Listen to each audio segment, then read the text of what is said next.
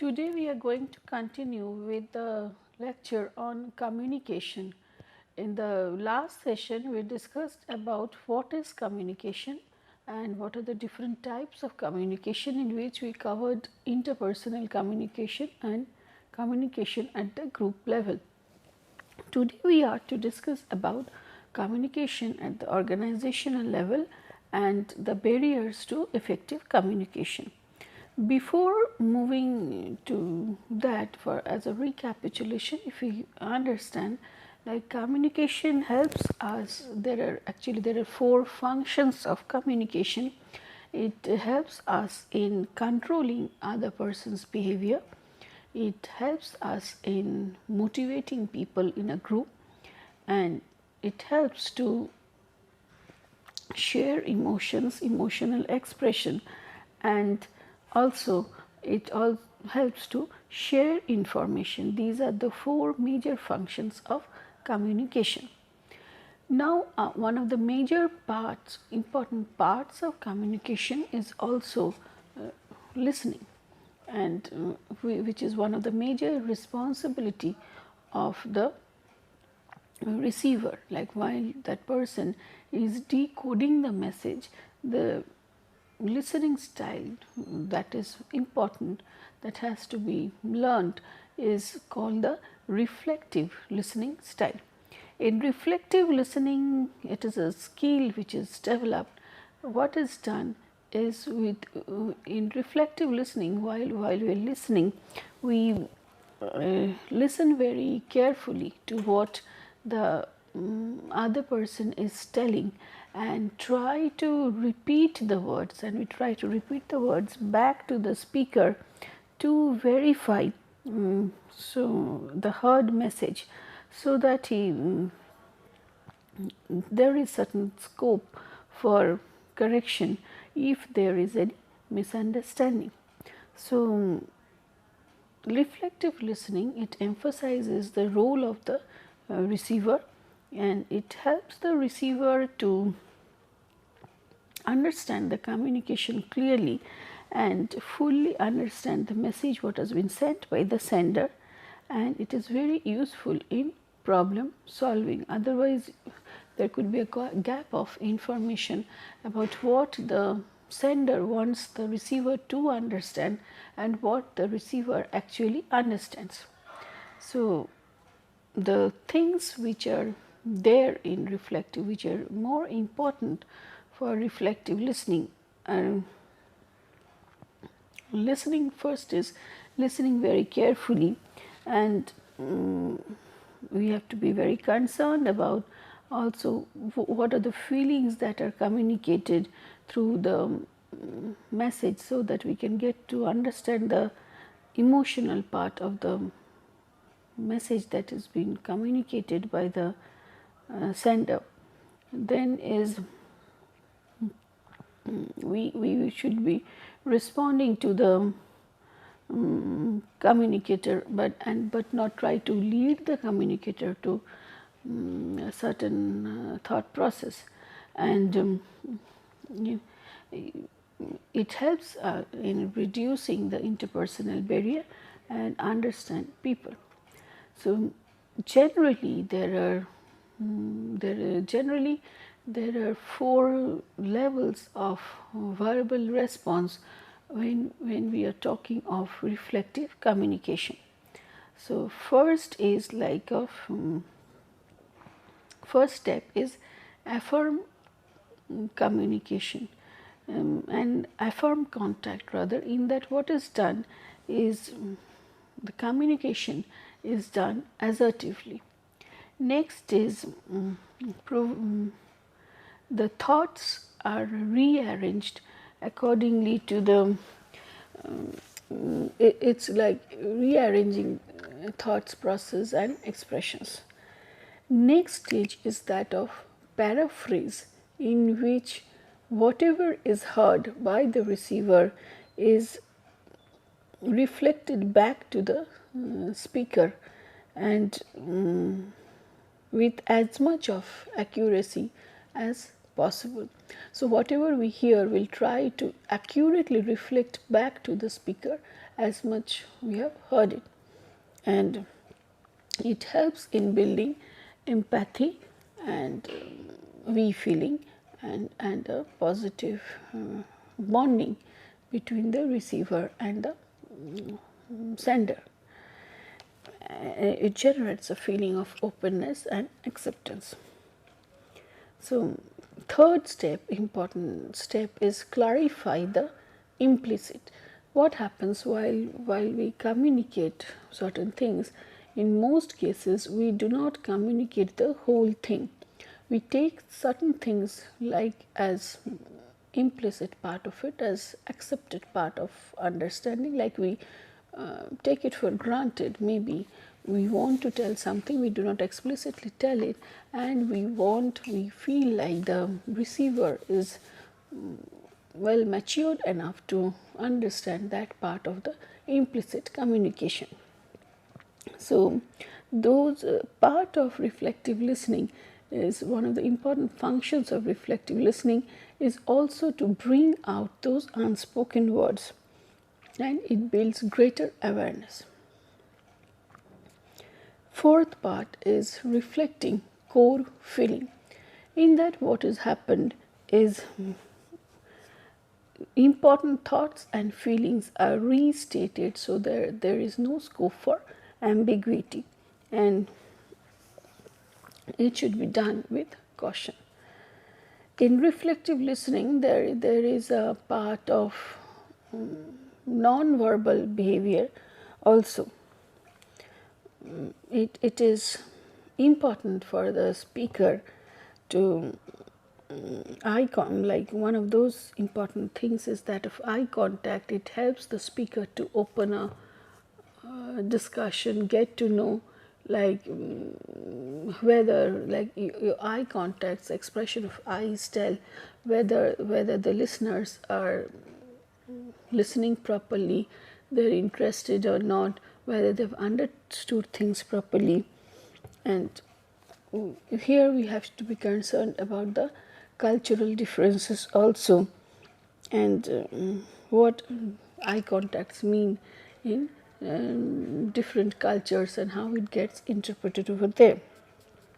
So, and it helps the listener in sorting out the thoughts and feelings and identify personal responses. So these are certain things that helps in like moving the communication forward when either we are in a face-to-face situation or we are not in a face-to-face situations. Maybe through electronic media we are hearing certain things and we want to interpret those things, we want to interpret the meanings of those things in how the speaker is telling and what that speaker is telling. So reflective listening is one of the important criteria, important things, one of the important things to be learned how to do or how to listen in a reflective way if we want to go for effective communication. Next part of the discussion, which is very important, which we started with in the earlier class, is that of the richness of the media. We touched upon it in the earlier class and we thought of discussing it in this session, is the richness of the media through which the message is getting transmitted. What we find in this diagram is when we are talking of richness of the media, it means like whether it is the ability of the medium or channel to elicit or evoke meaning in the receiver. Ability of the medium to elicit or evoke meaning in the receiver. Now, when it is so, we find like there are some routine things that we do, and some non-routine things that are as a part of the media, that communication that is done. And what you find, like, these can be classified as a part of, like, whether this medium is rich in terms of the ability to transmit or evoke meaning, and whether it is more rich. From the left hand side, we find formal reports, bulletins, memos, letters, pre-recorded speeches, electronic mail, online discussion, groupware, then this is voicemail, live speeches, telephone conversations, video conferences, face-to-face conversation. So again, there is a relationship between what we find over here, media richness, and the data capacity of the medium. What we find over here, face-to-face conversation is very high in the richness of the channel, but it is highest in the richness, but the data capacity is lowest. While in a face-to-face communication, it is that we cannot share a bulk of information. The information shared is where its quantity is the lowest, but it is very highest in the level of richness, is that we can share our ideas, get to know like what others are understanding about it, and we can make ourselves communications clear in what we want to communicate and what the person has understood. So face-to-face conversation is highest in channel richness, but it is the lowest in as a part of the data capacity what is there. When we come to telephones over here, telephones are again high in channel richness, but it is low as far as data capacity is concerned. It's higher than face-to-face communication, but it is again lower than voicemails and all these things. When we are talking of memos and letters over here, this is low in channel richness, and but it's low or moderate in channel richness, and it's also moderate in data capacity. When you're talking of reports, formal reports and bulletins, these are highest in terms of data capacity, but it is low in terms of channel richness, because lots of data is shared, and we do not know, we do not have the feedback about whether people are understanding what is being communicated to them or not. So as we move up in the channel richness domain, maybe the data capacity of the medium becomes low. When you are low in channel richness, our data capacity is somewhat high. So we have to, like, when we want to communicate certain things, we have to do a mix and match of these things, these modes of communication, these channels of communication, so that whatever we are communicating, it's both like we are able to make others understand what we want to communicate, and we can communicate the whole thing, like quite a bit of information at a certain point of time. So we have to do a mix and match of these channels based on their channel richness and data capacity.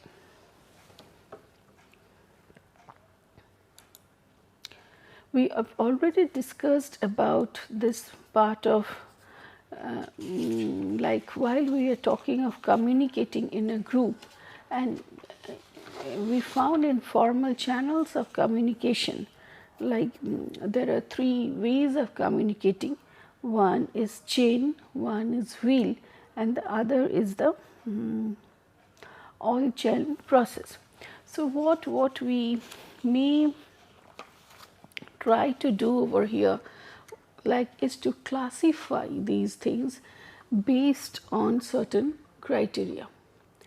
So we can classify these modes of communication, we can classify it based on certain aspects, criteria that is called, and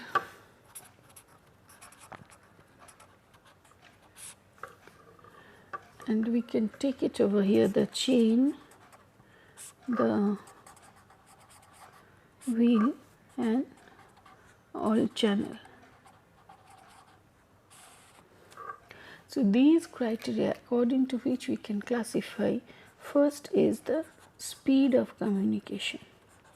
What we can find over here, in chain the speed is moderate, in wheel it is fast, and as all channel it is also fast, because you can, in all channel it is fast because you, here you are, and like you can move from here there and whichever way you want to go, and communication spreads very fast. The speed of communication is very high. Next we are talking of accuracy of communication, in which the chain, the accuracy of communication is high. In wheel also it is high, but in it all channel it is moderate. Reason is, like in chain, what we know is one person is communicating to the other person, this person is communicating to the other person. So one-to-one communication is there, and we know like who is communicating to whom, and there could be a process of validating and rechecking. In wheel also all the communication passes through the leader, so there is a great possibility of accuracy in it. But what happens in this one, all channels, everybody starts communicating with the other person, and there is hardly any check on what is the validity of the data and whether it's been transmitted in an accurate way or not. When we are talking of emergence of a leader, it is the third criteria, emergence of a leader. In chances of emergence of a leader is moderate in chain communication, because all are just passing information. It is very high in wheel because all information gets centrally passed on to one person, and that person passes that information to the outside parties or outside world. So there is a great chance of emergence of a leader when we are talking of wheel communication.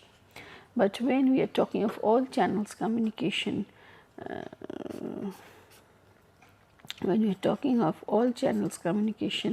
maybe possibility of emergence of leader is none.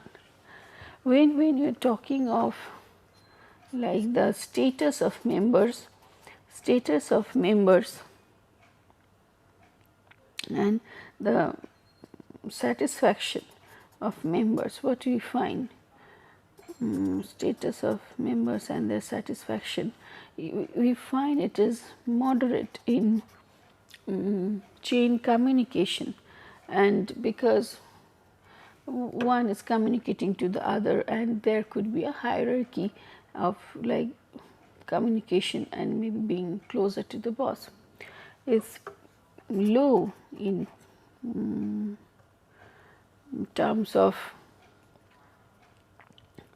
will, because some people get to communicate to the leader and some people may not. It's very high when you are talking of all channels, because everybody is trying to communicate with the other person, and that's why they get satisfaction from this communication.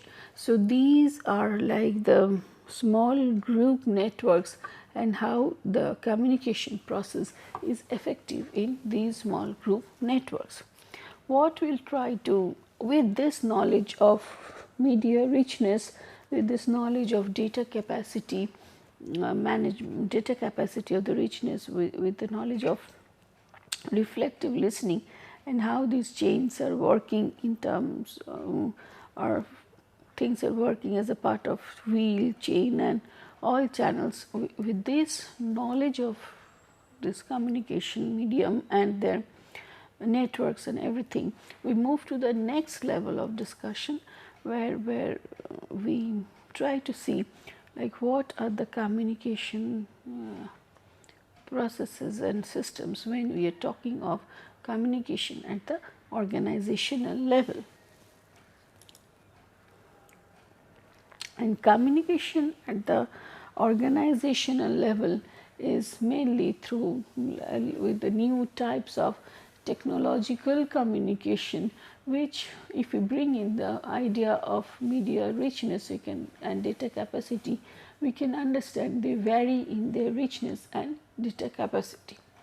The types of the channels which are there are like intranet or internet and internet, then emails, voicemails, video conferences and teleconferencing and electronic meetings. Each of these have their both positives and negatives attached to the medium that is taken for communication, and we'll try to discuss some of these things in details. Like when we are talking of emails, now life is such that maybe we cannot think without an email, and like without an email, and like we just cannot think of it, and it has become a part of our life. Now these, what are these emails and what we do with it, and how to be person, how to become a person who is like who uses this emails with quite a good responsibility in the organization, is what is the focus now for the organization. Now when we are talking of emails, emails are organized, it's where we are using technology to internet to transmit and receive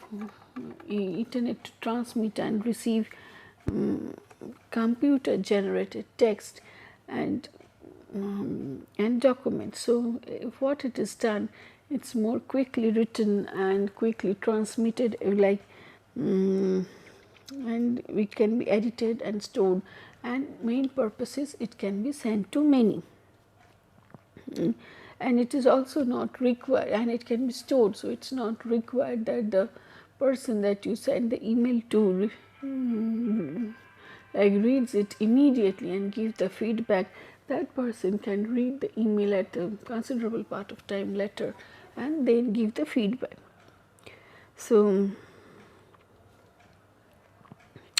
these are maybe the advantages of emails, but emails are not without its drawbacks also.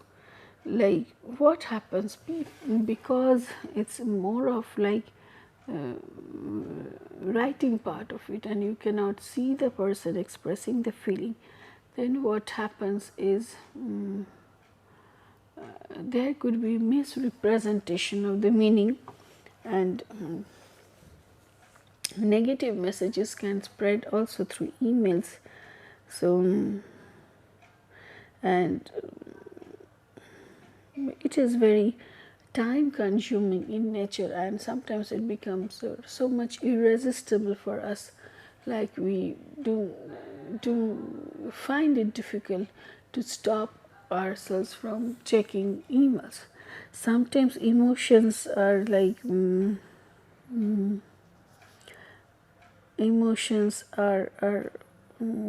expressed through long emails that we write, and those may hamper the organizational relationships. So like privacy issues are also there when you're talking of emails. If our email IDs get tapped, then our privacy regarding certain things is also becomes questionable.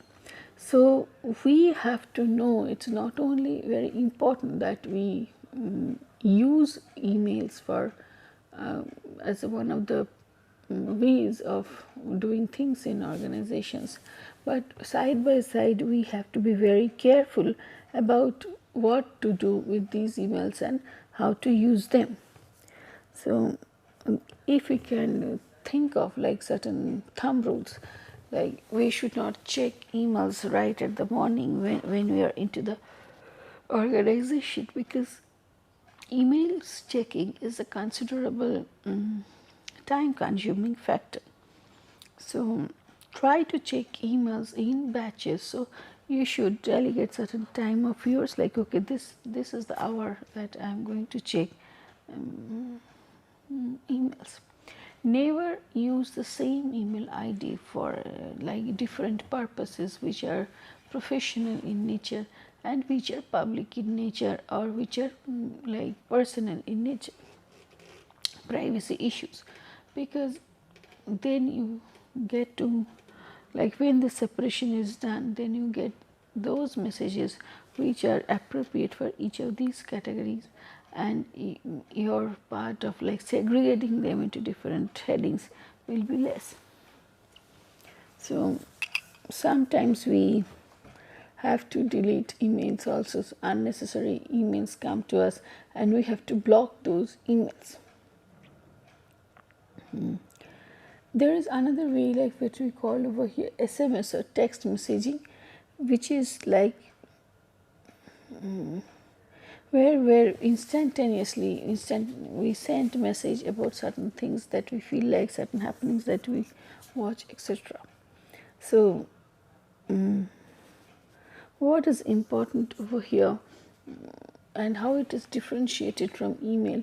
Email is a long message, SMS is a short message, but we, for understanding those SMS, what we have to understand is the language of the SMS. So many people are not very comfortable with the language of the SMS, and they have to learn it to understand what is being told in that SMS.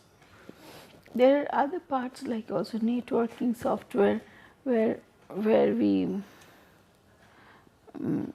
like register to that, like MySpace or Facebook, and then we know what are the functions and we try to form a common bond with the people that we network with. Blogs are again social media where entries are written and generally displayed in reverse chronological order. So one of these maybe type of blog is Twitter. So next important thing is that of video conferencing. In video conferencing, what happens? It helps people meet it helps you to meet with people in different locations, and what happens as if you are interacting face to face, but you are placed at different locations. What is important, like all are present at the same point of time and all are accessing the net at the same point of time when you are talking of video conferencing. So all these things may lead to certain, one of the important issues is like how to manage information. How to manage information may require, like there are two separate parts to it. One is information overload. The other is one is information overload, the other is could be like the security of the information and whether like stress from bombarded with information at all times. So now what happens, even if you are in the aeroplane, you are not able to switch your phone because sometimes wireless are provided and you can be called through those. So these sometimes become irritated for the people who want to spend some time with the family members and maybe do keep oneself away from the job situation. But these things, like more the technology advances, it's more it's more easy for the organization to keep the track of employees who are there. So that may lead to information overload. Next, what we will move on to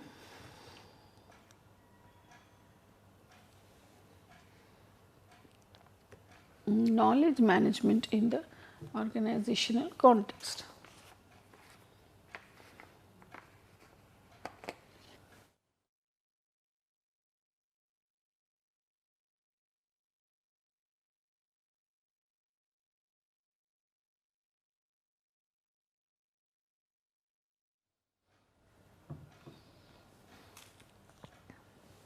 In knowledge management, what is happening is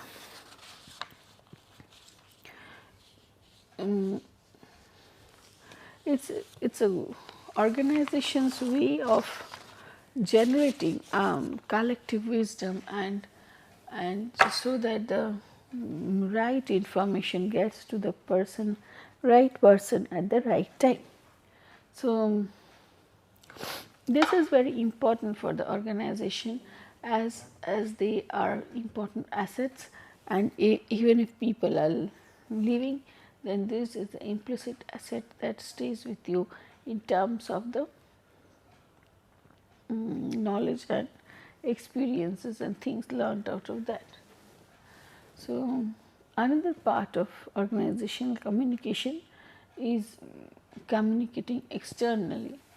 So, that through distinct programs like public relations, advertising, promotions, customer, client, patient service, and all these things. So, these are some of the different types of organizational communication. When we are talking of multicultural communication and we are talking of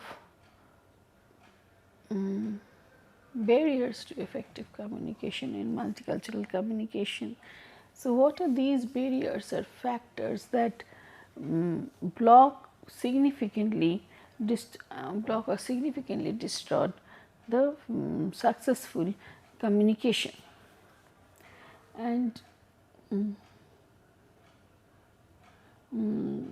what happens over here in multicultural communication? So, there are the issues of ethnocentrism, in tendency to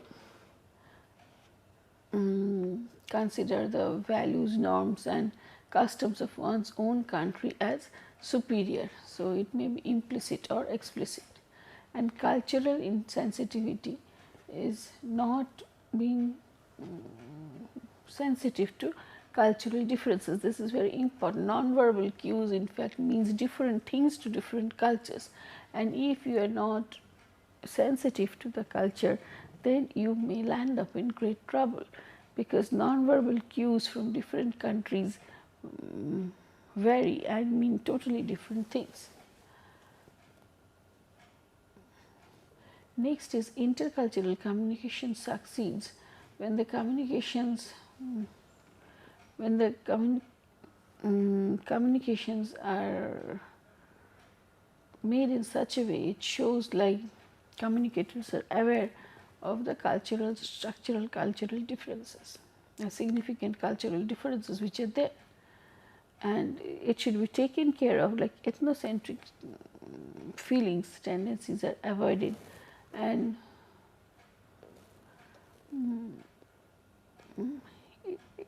it should be like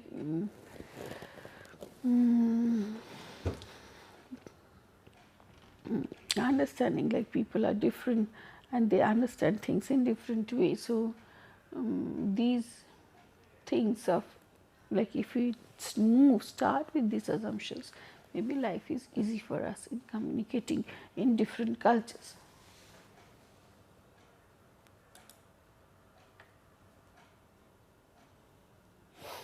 When we are talking of barriers to effective communication, barriers could exist within an individual or within the organization. So, when we are talking of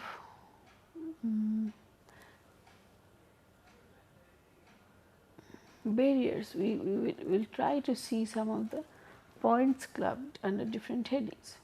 First is like the frame of reference. What is it like? As we are discussing, as people are from different backgrounds, different emotional and social setups, what happened due to their differences in background and experience, they may encode or decode messages differently. Selective listening is a form of selective perception where we give the feedback in such a way like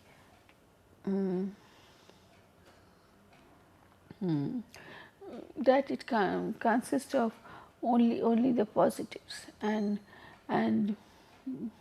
it doesn't share it throw much light on the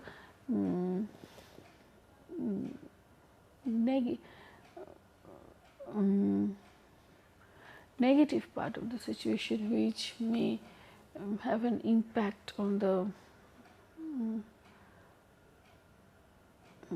communicators also. Like value judgment is where we judge an overall, give an overall value to the message based on his or her evaluation of the message's anticipated meaning, and then you get value to this. Source reliability is trust, confidence and faith that receiver has in communicators' actions. So, what happens over here, like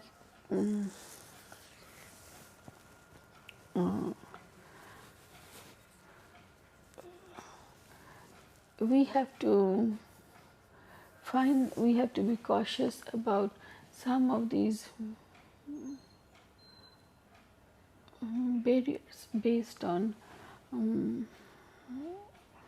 we have to be cautious about some of the barriers based on like where is the block being created and how it is trying to reflect on the behavior pattern. So like value judgments, source credibility, these are important parts of barriers that have to be taken care of.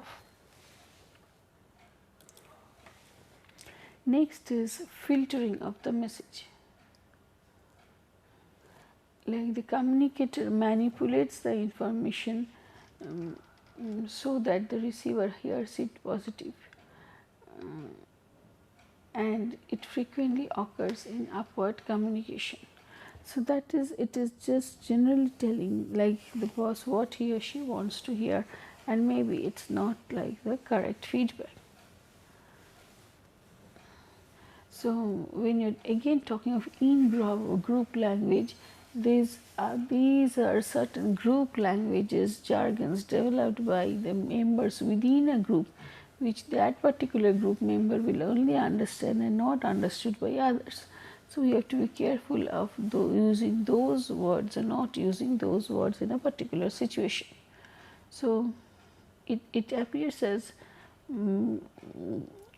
the status differences and like time pressures, communication overload, all these things like will affect the behavior of the individuals and their performances in the organization, and we have to take care of these issues if we are to go for a better performance. And there could be like if you're not aware of these things, due to these things the barriers may be found, and these could be acting contra to the performance of the organization.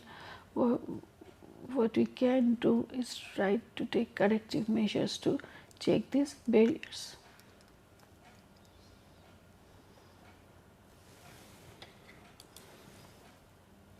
There could be communication barriers between men and women also.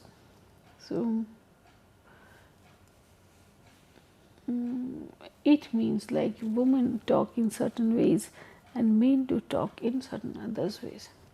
Like men talk to emphasize status, power and independence, complain that the women talk on and offer solutions and to boast about their accomplishment. And women talk to, like they are more on the social front, they talk to establish intimacy and connections, criticize men for not listening, speak of problems to promote the closeness like emotional bonding, and express regret and restore balance to a conversation. Well, like something are not working, they generally share the regret and try to restore the balance in the conversation. So, if you can understand, like women are more of like they try to form more groups and more relationship oriented when you are talking of the barriers between what man communicates and wants to hear and what woman communicates.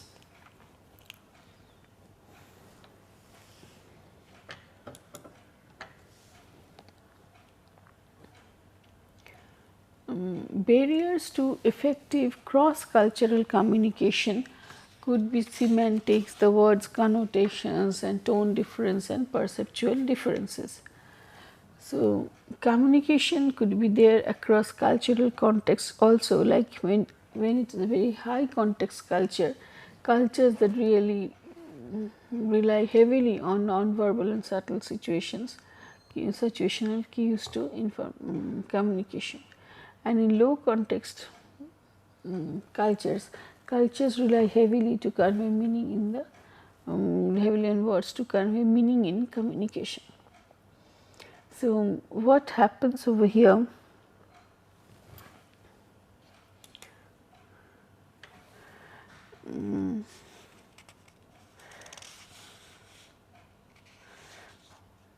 Based on these two things, like the cultures that the people are in, people give importance to different things when they are in they belong to these different cultures, and accordingly the pattern may vary. So, while communicating in different cultural contexts, we have to keep these things also into mind.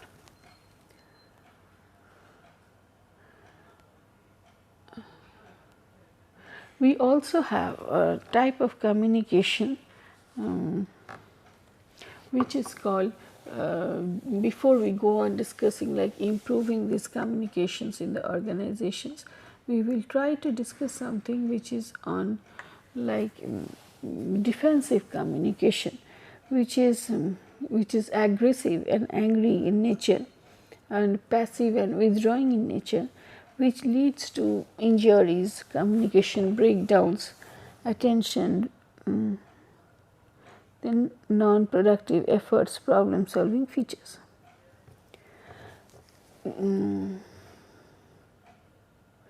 So, in defensive communication, what happens, like characteristics of subordinates are either passive, withdrawn, submissive, or they are either they are passive or submissive, or they are very aggressive in nature if their defensiveness behavior is dominant in them. People take different techniques while they are trying to communicate defensively, like defensive techniques taken by boss are defensive techniques which are taken by boss are like your power play, like showing the power play, finish the report by month's end sort of thing. Then we are talking of put down things, like if like telling others, like if someone is capable, like I'll try to put you down, in the sense we compare you with someone effective and tell like this person would have been able to do this job more clearly. So, leveling someone as either as a fast learner or a slow learner and raising doubts in the whole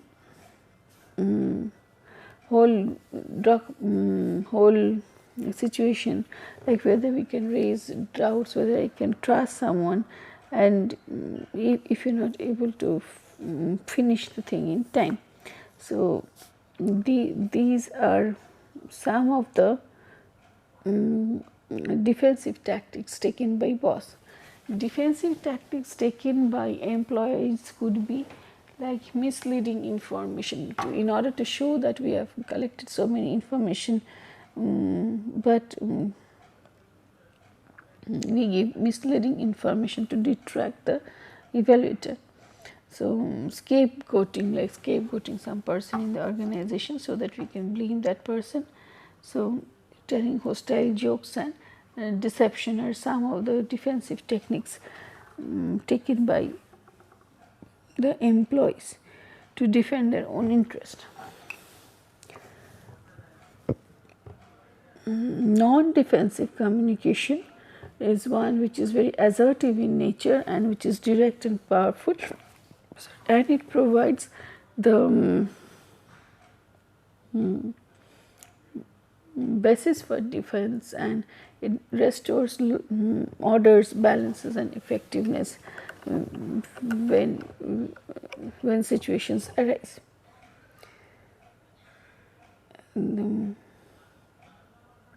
The non-defensive communication is a powerful tool in the sense people get to know their self control and self-esteem, self-possession, and it helps in relationship building, and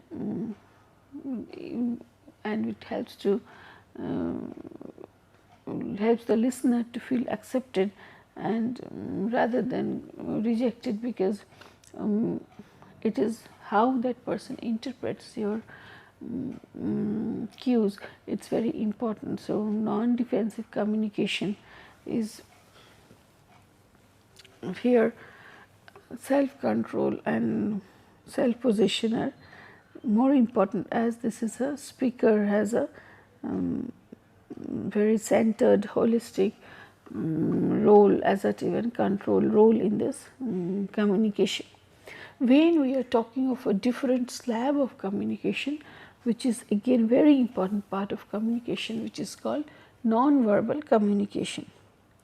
Non-verbal communication is that type of communication where in every situation words are not required. So there are 4 types of which helps in non-verbal communication.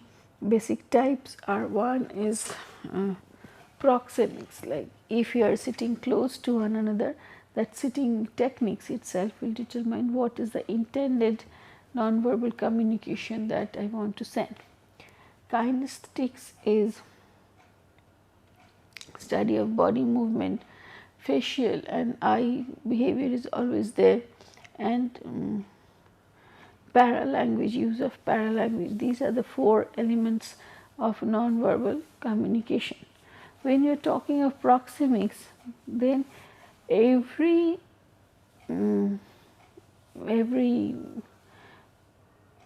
one, like even every animal has like it's what is called a territorial space. So just some degree around us is a comfort zone where we are, which is very intimate zone, and then maybe personal zone, social zone and public zone. These are the 4 zones in a person's mind.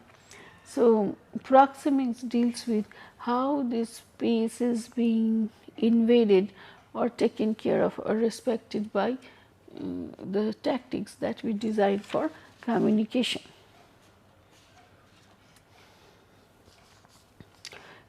What happens sometimes, the seating arrangements may tell like what we want people to do.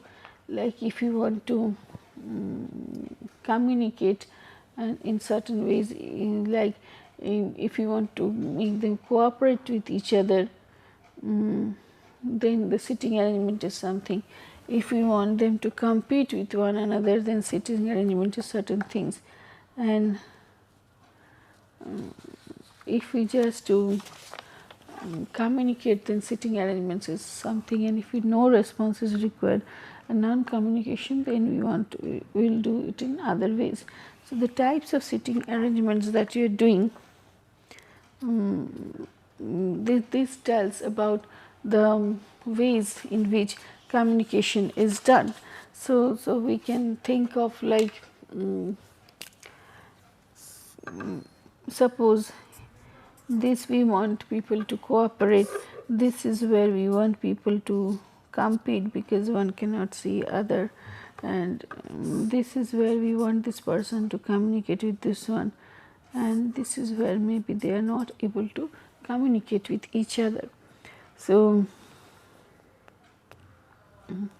these things we have to be taken care of. Next, there is another part of nonverbal communication which is called paralanguage, in which the tones that we use, the voices that we use,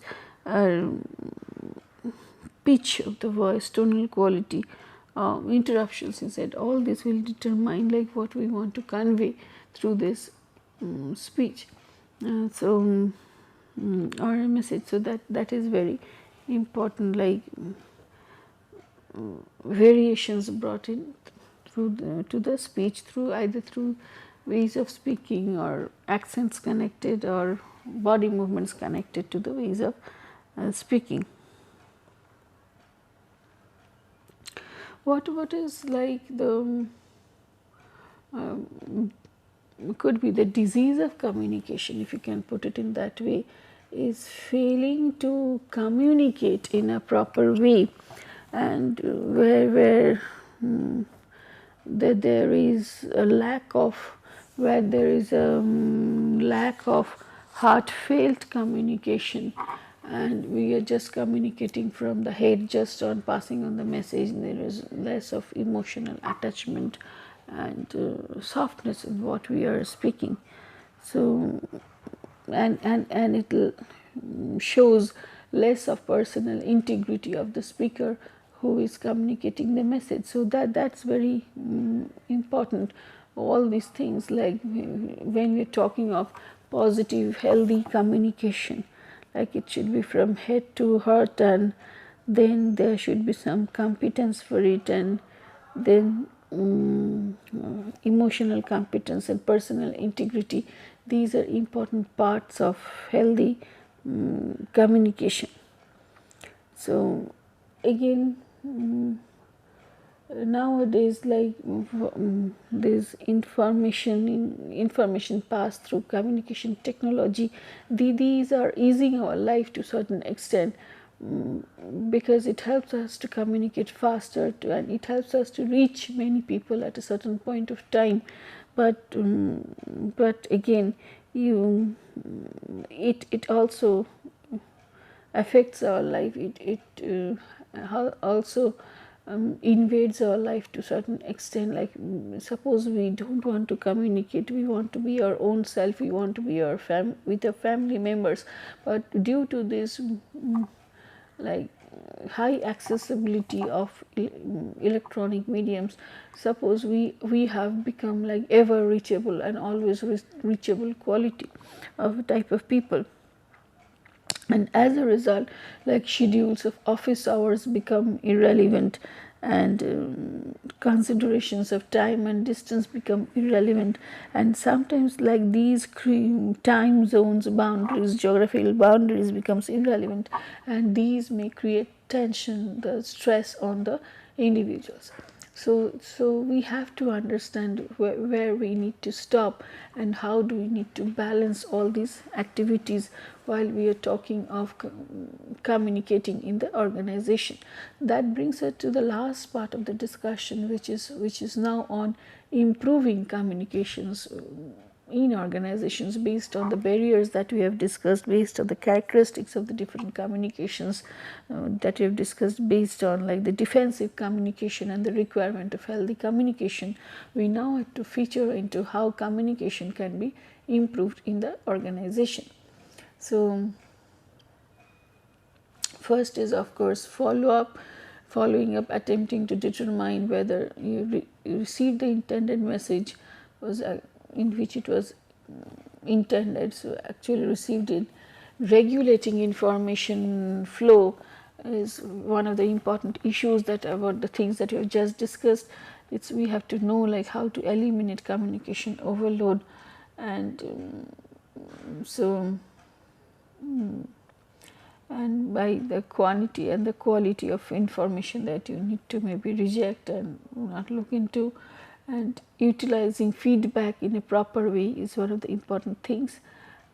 Then developing empathy for people, like who are listening to your communication, empathy for the receiver, will help you to anticipate, could be how the message will be decoded. Repetition, so that this is what we are talking of, reflective listening, repetition of the message, so that we can understand, like we have understood the intended message in a correct way. So encouraging mutual trust is very important between, specifically between the manager and the subordinate, so that we can know, like we share information. There is organizational process of sharing information. We trust each other with the information shared, so that we know like it should not be misutilized. When this is done, the grapevines and rumors decrease in the organization, and people communicate to know the organization's purpose. There is less of guesswork, and deviance in the organization's purpose is not there. Effective timing is what we need to understand, so that like at a certain point of time, like employees are not bombarded with too many of information, and they have to prioritize those informations.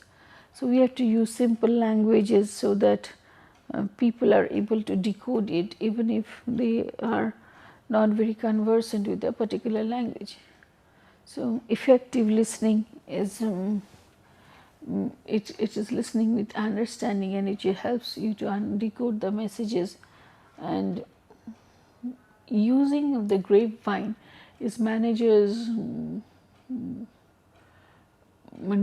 should know how to use the grapevine in a positive purpose, because if the grapevine starts functioning against the organization's purpose, and because it has got a great speed through which message can travel, and because of that high speed, then, and there is less way to check the accuracy of the information, these can be devastating. If message distortions travel through grapevine.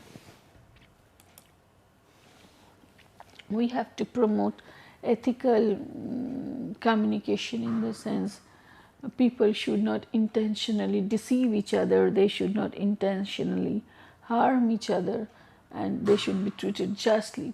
So whether there are certain issues of discussion, like to what extent privacy should be respected in the organization, regarding privacy of information shared. So or whether we can allow for monitoring our communications, getting monitored by others, and organizations spying on whatever we are doing as a part of telephonic communication, emails. So these are the things that we need to be very careful about. We may think like we are just writing an email and others are not following us, but we could be under the surveillance lens of the organization, who is monitoring all the emails that we are writing, or the phone calls that we have made to other people and other parties.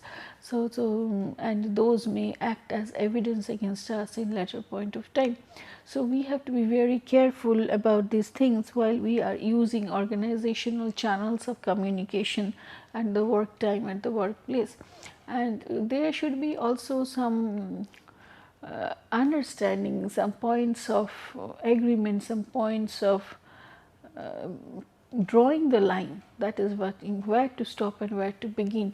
That balance should be there while we are talking of ethical issues in communication, and what type of monitoring, to what extent, about what matters, and what degree we can do it.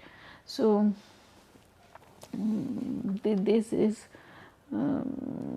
and how to use it in a very responsible way.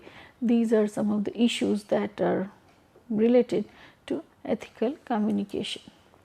We'll come to the questions over here, like what is the importance of communication in organization, justify with examples. What are the elements of communication, define communication process. What are the different types of channels and the channels richness with communication effectiveness. Discuss with suitable examples the different directions and levels of communication within organizations. Discuss issues related to communicating externally. What are the barriers to effective communication? So, how do you think of ways of improving organizational communication? How can the organization promote ethical communication? So, these are the important questions which help us to learn what is the importance of communication, how we get the sender receiver involved in the process of communication, how do we transmit messages which are important for the organization's smooth functioning and helping the team getting formed. In that sense, we communicate and we express our feelings, information, we share things, and the sender and the receivers understand it in the way they take a feedback. They come closer due to this process of communication. They work towards an organizational purpose. And also ethical communication is in the sense what to communicate, how to communicate, what should be the language that we should be using, what is the media that we should be using, what all information can we share with outside world, or should we be trustworthy enough to retain some of the organization's information which leads to the competitive edge for the organization, and we should not share it with outside things, outside world, so other competitors around. So or we should not use the organization's platform to just show some disrespectful opinion which is our personal opinion to others and use the company's channel of communication for it. So these are certain things where we have to be very responsible communicators and communicate in that way. If that is done properly, then communication works wonders for organizational effectiveness. Thank you.